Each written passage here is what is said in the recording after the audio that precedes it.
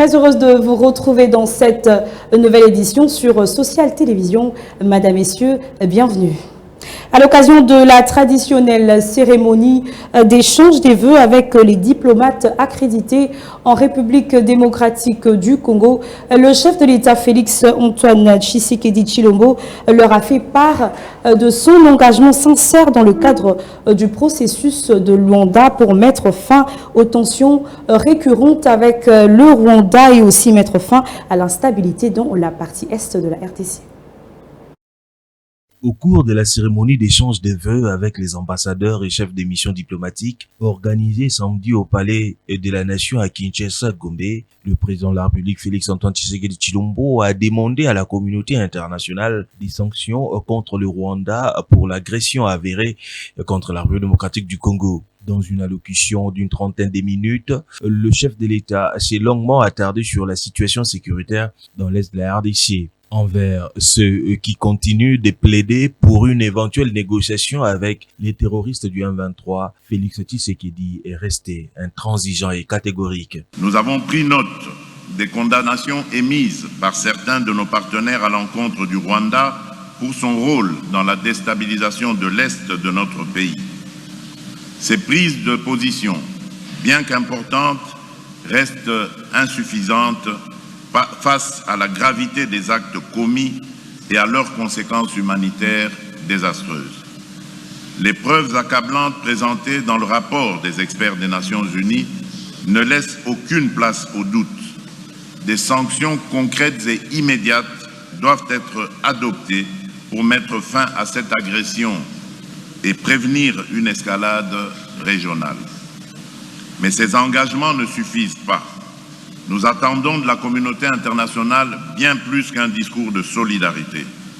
Ce dont la République démocratique du Congo a besoin de la part de ceux qui se considèrent comme ses amis, ce sont des actions décisives, d'un soutien concret et d'un engagement ferme pour répondre aux défis sécuritaires, économiques et humanitaires auxquels nous faisons face. Le président Tshisekedi a terminé son discours en exhortant chacun des diplomates d'être les ambassadeurs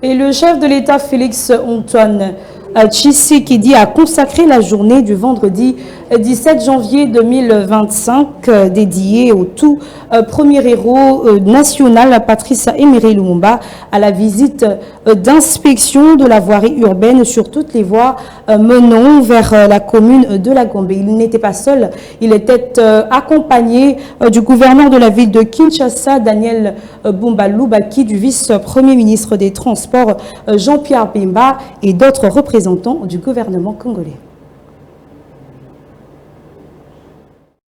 Le président de la République a débuté sa visite par l'avenue Kasavubu, dans son tronçon compris entre les avenues du commerce et Rwakadingi autour du nouveau marché central. Le chef de l'État a fait le constat malheureux sur les avenues du marché, des marais et des plateaux méconnaissables et envahis de bout en bout par des vendeurs. Il en est de même de toutes les autres voies secondaires d'accès au centre-ville et au marché central, notamment Kasavubu, Kabambare, Itaga, Croix-Rouge, Wangata et même Sendwe. Encouragé par la population, le président de la République a vu de ses propres yeux cette saleté et a échangé avec la population locale. Félix Tshisekedi est déterminé à faire changer cette situation et redorer l'image de cette partie du centre-ville de Kinshasa. Parmi les solutions envisagées figurent le redimensionnement des caniveaux et la réorganisation du réseau d'évacuation des eaux. Toutes les constructions sur les caniveaux seront détruites. Le chef de l'État a apprécié le début des travaux sur ces avenues.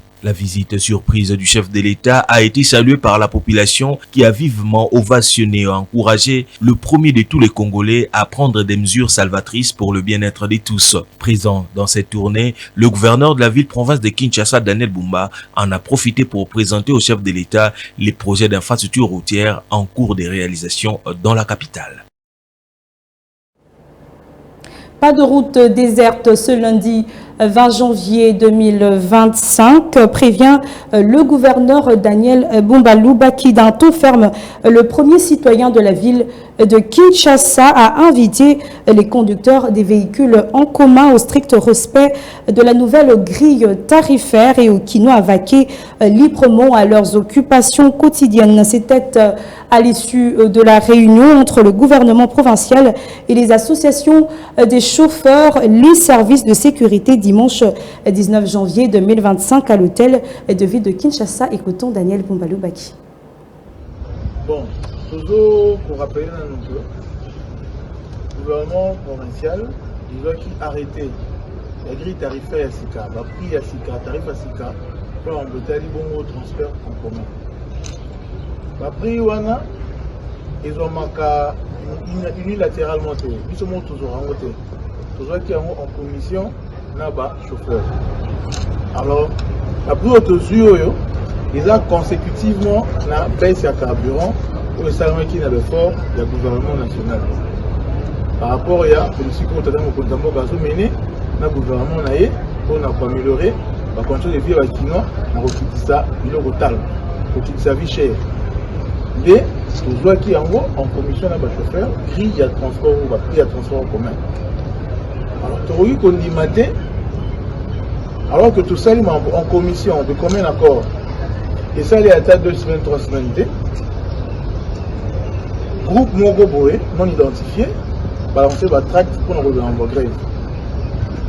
Grève, il en a un principe. Sur un principe, c'est comme une grève sauvage. Dans la carte de la commission, tout se discute d'abord en commission, après la commission organisée, ils ont préavis, après préavis, au côté là, voie de grève. Pendant que travail sans les travail mogo réfléchi, commission en écotaka, sorti par facteur où influencera après le transport et bouger entre autres carburants, il y a un peu kota. Il y a à la hausse, il y a à la baisse.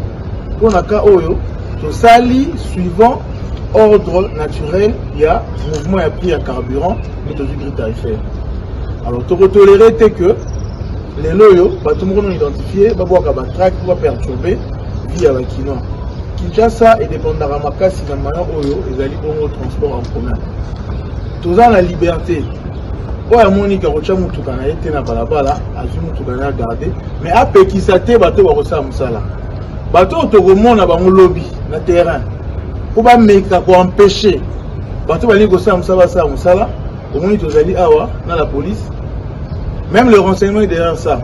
Parce que tout le monde y a une tentative de rébellion où ils vont menacer la vie. Parce que comment est-ce que tous se réunissent aux décisions ensemble et un groupe non identifié informel, c'est comme on jeter la traque pour stimuler des ordres dans la ville.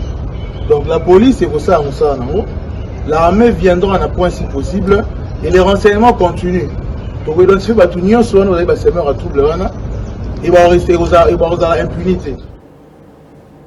Et toujours dans le même chapitre, malgré le mot d'ordre donné par le gouverneur Daniel Bumba Lubaki, la ville de Kinshasa est paralysée ce lundi 20 janvier 2025. Les chauffeurs œuvrant dans les transports en commun ont enclenché une grève sauvage.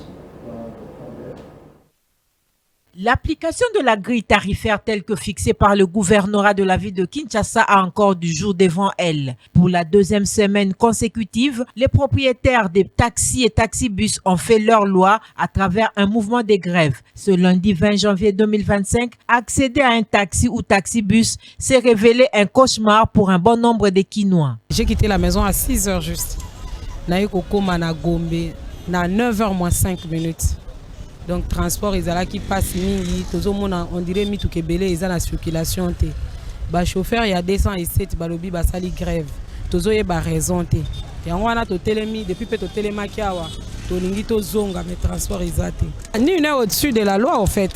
C'est-à-dire que l'État esengeli azwa ba responsabilité na ye pe aye balolenge nini akoki ko rassurer population par rapport ya ba prix oyo ye afixaki po ete makambo nyonso etambola malamu.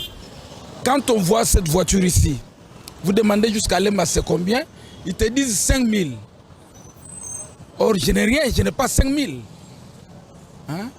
Mais ça, c'est trop. Ça dépasse le niveau même. 5 000 d'ici Lemba. Pourtant, on a arrêté aujourd'hui. Semble-t-il que l'hôtel de ville les avait demandé de revoir leur prix à la baisse. Mais ils montent encore. Je suis là, devant l'ancienne galerie présidentielle. On est en train de monter. C'est 5 000. J'ai fait 2 heures du temps. Je n'ai pas de transport.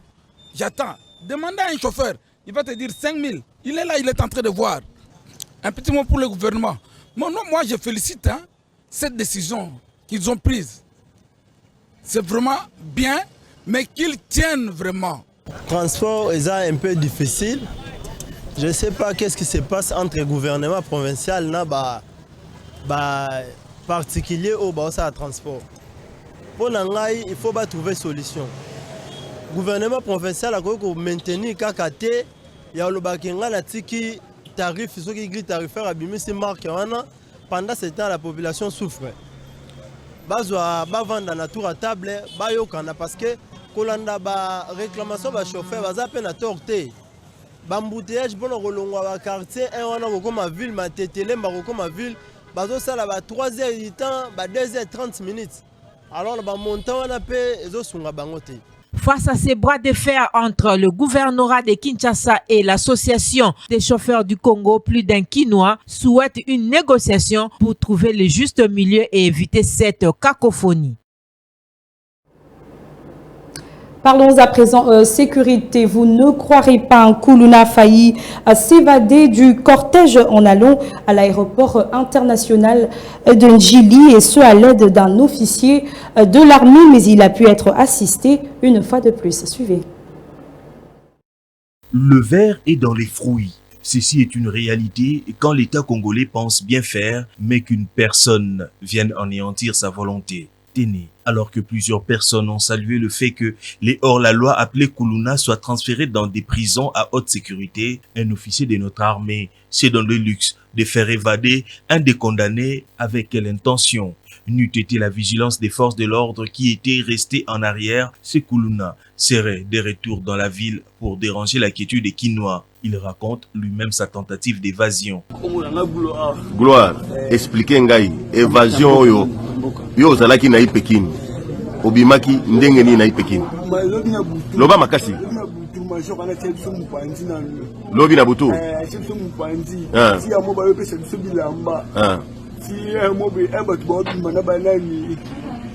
Na banani. Na gouverneur kaka lobi wana. Nde obimi. On a des pantalons. Nana pesa ki pantalon wana. Major nani. Nana pesa ki mbongo. Nani? Nani a pesa ki mbongo. Tantine a pesa ki mbongo boni. Hein? A pesa major nde obi. Bobi maki combien? 3. Vraiment. Major angwa zandenge nini?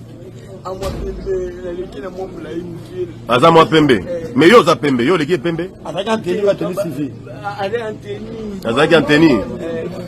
L'État congolais a un grand travail à faire, non pas seulement de lutter contre le banditisme urbain, mais aussi de mettre hors d'état de nuire ceux qui facilitent ce banditisme, qui se retrouveraient au sein de l'armée et de la police nationale congolaise. Toujours en sécurité face à cette recrudescence de Koulouna constatée dans la ville-province de Kinshasa, et malgré les décisions prises par les autorités compétentes, la population kinoise rencontrée sur terrain propose au numéro 1 de l'intérieur, sécurité et affaires coutumières de procéder au changement des meneurs des opérations pour éviter certains dérapages entre policiers et Koulouna. Elle est au micro de Pauline Mboyo. Malgré les efforts que fournissent les autorités pour rétablir l'ordre et garantir la sécurité des citoyens face à la montée de l'insécurité dans certains quartiers de Kinshasa à travers l'opération Ndobo Zero Kuluna lancée par le ministre d'État, ministre de la Justice et garde de Sceaux Constant Mutamba et menée par la police nationale congolaise, c'est hors la loi continue à défier l'État congolais et ne cesse de s'attaquer à la population. Une situation qui ne cesse d'inquiéter des paisibles citoyens. Mais le problème là, c'est quoi? Mon souci est ministre intérieur, les policiers surtout dans la place longo la bango a changé de sous. Les dans la deuxième vitesse.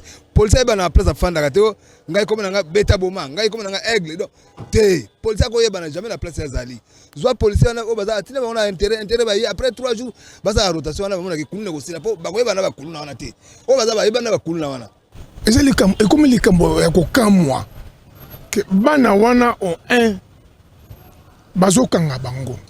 Bazo mema bango na angenga mais o batikeli pe bazo yo kango mais bazo tikate pona nga soki bakangi bango baboma bango kaka mais na fiski bakei posa basute eloko to sala. Espérons que ces cris d'alarme lancés par ces derniers va aboutir à une solution pour lutter contre le banditisme urbain dans la ville-province de Kinshasa. Faisons un tour dans la partie ouest de la RDC. Dans le cadre de son séjour au Congo central, le vice-premier ministre de la Défense nationale et ancien combattant conduit par le gouverneur de la dite province, Grace Bilolo, est arrivé dans la ville de Boma à l'état-major du 14e regroupement naval où il a été accueilli par les femmes des militaires avant de se rendre dimanche 19 janvier à la base de Kitona. Au cours de son itinérance à l'état-major du 14e groupement naval, le vice-premier ministre de la Défense nationale a, après avoir été accueilli chaleureusement par des femmes militaires, tenu une brève réunion avec les corps militaires de la ville. S'en est suivi d'une visite des navires militaires au port de Lonatra où sont accostés ces vaisseaux. Sur place, il s'est rendu compte de certaines difficultés que la force navale rencontre dans le fonctionnement de ces deux navires P-142, nouvellement acquis, et Moliro, un peu amortis par les pannes. À cette même occasion, le gouverneur Grace Bilolo a rencontré pour la première fois le maire de la ville de Boma, avec qui il a eu un entretien à bateau rompu pour s'enquérir de la situation de cette entité citadine. Après Boma, direction la base militaire de Kitona à Mwanda, reçue par le commandant place. Ensuite, le vice-premier ministre a transmis le message de réconfort du chef de l'État, Félix Antoine Tshisekedi Tshilombo, aux femmes des militaires à qui il a promis l'amélioration des conditions de leur mari. Ensuite, un soutien financier venant du chef de l'État.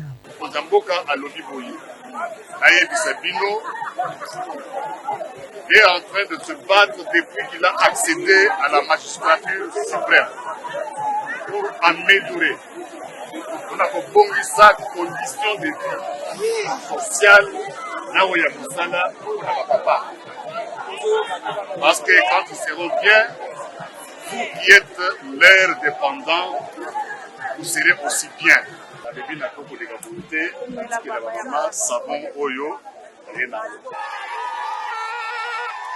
Dimanche 19 janvier, Guy Kabombo a poursuivi son itinérance à la base de Kitona, toujours accompagné du gouverneur Grace Bilolo, où il a tenu une séance de travail avec les officiers militaires de cette entité militaire de la RDC, au cours de laquelle le commandant en place et son adjoint chargé de l'instruction ont fait chacun un bref exposé qui a broché la jeunesse, passant par l'administration pour chuter sur quelques priorités de Baki.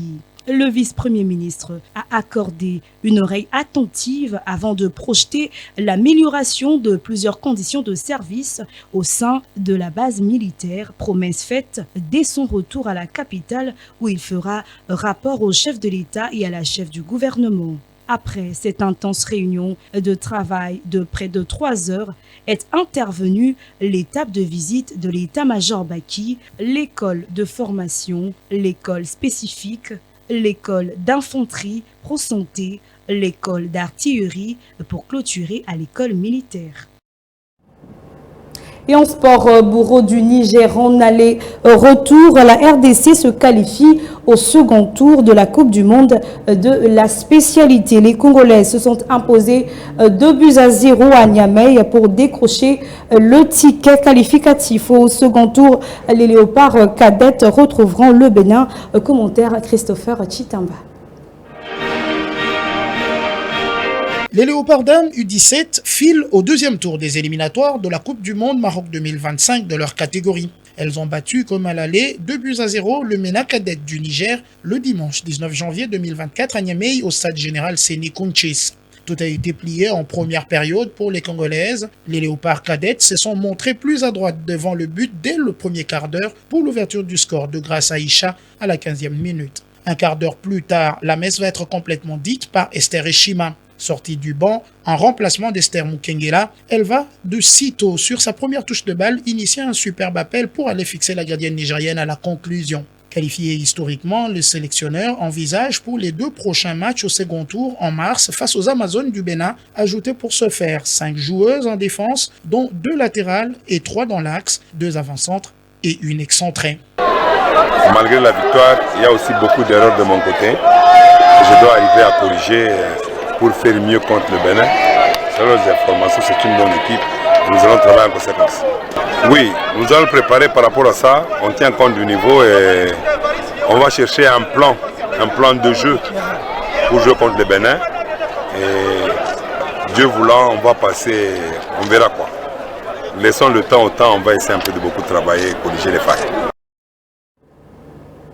Et enfin, pour sa première en phase de groupe de Ligue des Champions, Maniema Union quitte la compétition sans la moindre, comme je suis en train de dire, je disais, pour sa première en phase de groupe de Ligue de Champions, Maniema Union quitte la compétition sans la moindre victoire. Lors de la dernière journée, les Congolais ont à nouveau perdu face au Phare de Rabat, 0-1, un match terminé à 9 à cause d'un carton rouge écopé en première mi-temps. Papi Kinoto, coach de Maniema, se dit fier de ses joueurs. On avait à cœur de bien terminer notre phase de groupe. Mes joueurs étaient vraiment courageux, déterminés à faire un bon résultat aujourd'hui. Mais malheureusement, vite en première période, on a été réduit à 9 contre 10 ou à 10 contre 11. Et après, on a eu l'effet de match voulu par, je ne sais pas si c'est voulu par l'arbitre, mais bon, il y a quand même de quoi se poser de questions. Mais néanmoins, en deuxième période, on a continué à développer notre football physique, comme ils ont dit hier. On a continué, on n'a pas baissé le bras, on a joué, on a perdu arme à la main. Donc je suis fier d'eux. Ils ont perdu, mais ils ont quand même prouvé de quoi ils sont capables sur le terrain. Et nous acceptons une petite défaite sportivement. Et prochainement, Inch'Allah, si on va revenir, mais on reviendrait avec l'expérience acquise cette saison et pour faire mieux. Ce journal est complètement terminé. Nous vous disons merci de l'avoir suivi et à la prochaine.